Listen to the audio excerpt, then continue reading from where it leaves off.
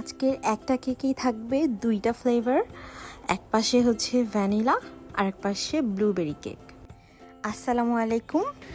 এই কেকটারও যত কাহিনী, কেকটা বানানোর সময় অর্ডার আসে বেশ কয়েকদিন আগেই অর্ডারটা আসে।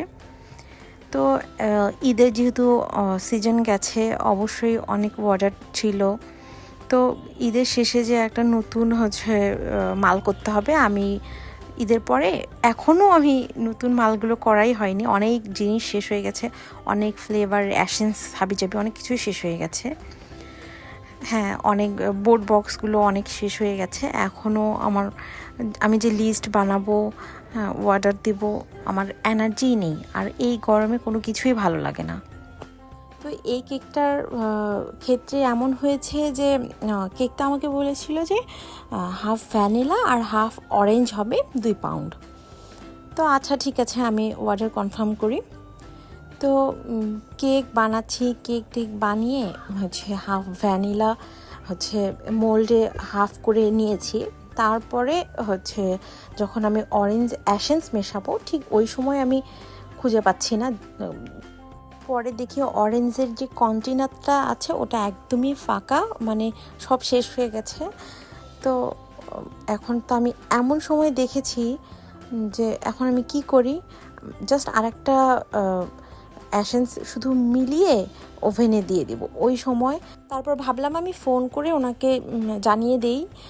দেখি ওনার সাথে আমার চ্যাটিং হয়েছে, কিন্তু ওনার ফোন নাম্বারটা আদান প্রদান হয়নি আমাদের দুইজনের মধ্যে। তো আমার কাছে সবসময়ই কেক নেয়, কিন্তু তার মাঝে ওই আপুটার বিয়ে হয়ে গেছে। তো এখন আগে ওর মার নাম্বার দিয়ে আমার সাথে কন্ট্যাক্ট করতো, তো ওই নাম্বার দিয়ে আর কি ওনার সাথে কন্ট্যাক্ট করা যাচ্ছে না। তো আমি ওই নাম্বারে ফোন দিলাম, দেখলাম ওর আপু হয় না কে যেন হয়। তো বললো যে ও তো আরেক বাসাতে থাকে, আমি আরেক বাসা, আমি ঠিক আছে ওকে জানাচ্ছি। তো অপেক্ষা করছি করার পরে আমি লাস্টে ওর সাথে কোনোভাবে কন্ট্যাক্ট করতে পারিনি। পরে আমি নিজে থেকে, যেহেতু ব্লুবেরি কেক আর অরেঞ্জ কেকের প্রাইসটা সেম, আর আমার কাছে এখন শুধু ব্লুবেরি আর স্ট্রবেরি চকলেট, এগুলোই স্ট্রবেরি মনে হয় একজনকে হয়তো 1-1.5 পাউন্ড 2 পাউন্ড দিতে পারবো। ওটাও আর কি শেষ হয়ে গেছে, কারণ স্ট্রবেরি কেকের অফার ছিল অনেক দিন, প্রচুর স্ট্রবেরি কেকটা সেল হয়েছে। তো এখন বর্তমানে আমার কাছে শুধুমাত্র ব্লুবেরিটাই আর কি। ভাবলাম যে হোক, এটা একটু আনকমন, মানে এই কেকটা, এই ফ্লেভারটা আর কি খুব কম আর কি সেল হয়। তো ভাবলাম যে হোক, এটা টেস্ট করুক। পরে কেক উঠিয়ে দেওয়ার পরে সে আমাকে ফোন দেয়, ততক্ষণে আমি কেকটা বানিয়ে ফেলেছি। তো জানালাম যে অরেঞ্জ ফ্লেভার দিতে পারছি না। তো সেও বললো যে কোনো সমস্যা নেই, ইটস ওকে। তো আসলে ভালো কাস্টমার ছিল, অত তেমন কোনো প্যারা ছিল না। তো এখন আসি, এই যে আমি কেকটা একটু বাম হাত দিয়ে ধরেছি। অনেক প্রজাতির মানুষ এখন এসে বলবে হ্যাঁ গ্লভস ব্যবহার করেনি, কেক ধরেছে। কিন্তু দেখতে পাচ্ছেন তো, দেখেন আমার হাতটা আমি খুব সুন্দরভাবে ওয়াশ করেছি, এমনকি পানির ফোঁটা, আমি যে হাত ধুয়েছি পানির ফোঁটা পর্যন্ত বোঝা যাচ্ছে। গ্লভসও আমার শেষ হয়ে গেছে, তাই এই গ্লভস ব্যবহার করতে পারিনি। আর সবচেয়ে বড় কথা কি, আমরা কিন্তু হোমমেড কেক বানাই। মানে হোমমেড মানে কি, বাসায় বসে থেকে বাসার পরিবেশে নিজের রান্নাঘরে যেভাবে আমরা নিজেরা রান্না করে খাই, ঠিক সেই পরিবেশ। এমন না যে যেমন আমরা বাইরে ফুচকা খাইতে গেলাম, ফুচকাওয়ালা মামাকে বললাম মামা ফুচকা দেন, যেই হাত দিয়ে টাকা নিচ্ছে ওই হাত দিয়ে ফুচকা বানায় সবাইকে সার্ভ করতেছে। হ্যাঁ, অথচ হাতটা কিন্তু সাবান দিয়ে ধুচ্ছেও না।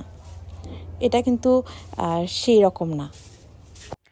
আর আমি কীরকম সব কাজে আমার সারাক্ষণ হাত ধোয়া, সেটা তো আমার আত্মীয় স্বজন, ফ্রেন্ড সার্কেল সবাই, আমার যারা পরিচিত আছে সবাই জানে।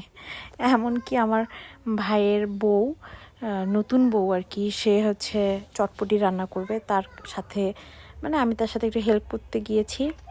তো তাকে বারবার জোর করে হাত ধোয়াচ্ছি, বারবার এটা ধো ওটা ধো।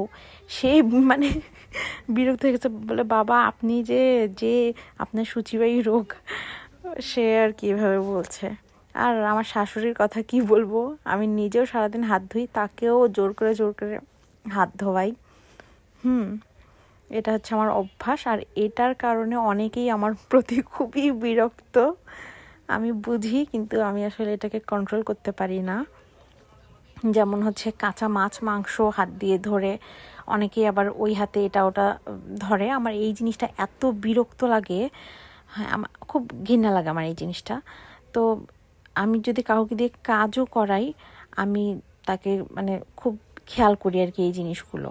ভিডিওর কমেন্ট বক্সেই আশা করি যারা পড়বে কমেন্টগুলো তারা বুঝতে পারবে, মানে আমার পরিচিত আমার কাছের মানুষরাই বলবে এসে যে আমার হাত ধোয়াধুয়ি নিয়ে কি প্রবলেম।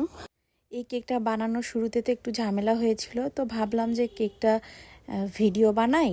তো দেখি ভিডিও বানাচ্ছি বানাতে বানাতে হচ্ছে পরে আমি খেয়াল করে দেখি যে কখন যেন আমার ফোন বন্ধ হয়ে গেছে, চার্জ শেষ হয়ে গেছে, আমি খেয়াল করিনি।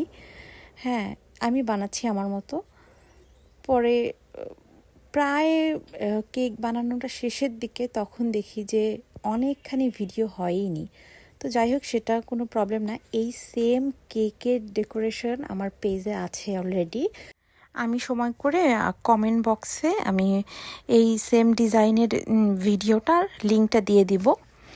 আর এই কেকটার যে ডিজাইনটা, এটা আমি আমার পেজে এটা ভাইরাল একটা কেক, আমি অনেকবার বানিয়েছি। তো এই তো কেকের ফিনিশিং দেওয়া শেষ, আর মাঝে তো অনেকখানি ভিডিও করতেই পারিনি, ফোন অফ হয়ে গিয়েছিল।